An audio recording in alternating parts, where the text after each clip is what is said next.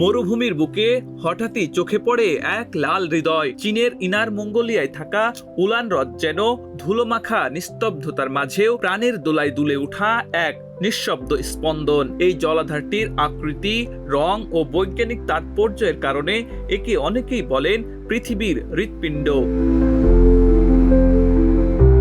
তেঙ্গার মরুভূমির বুকে অবস্থিত উলান হ্রদ শুধু একটি প্রাকৃতিক বিস্ময় নয়, বরং জীববিজ্ঞানের দিক থেকেও এক জৈব রহস্যে ভরপুর অঞ্চল। সবচেয়ে আকর্ষণীয় বৈশিষ্ট্য হল এর পানির রং, গাঢ় লালচে বা গোলাপি।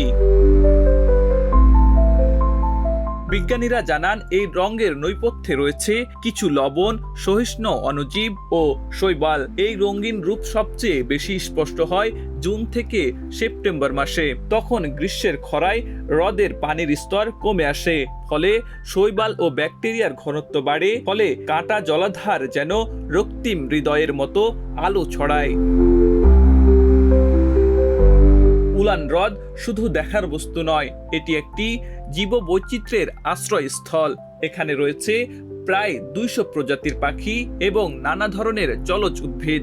হ্রদটি স্থানীয় জলবায়ু নিয়ন্ত্রণ এবং জলচক্র রক্ষায় গুরুত্বপূর্ণ ভূমিকা রাখে।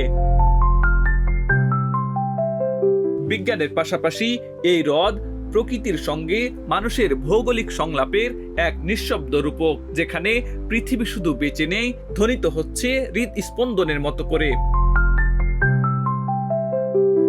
আব্দুল হাকিম, প্রজন্ম 24।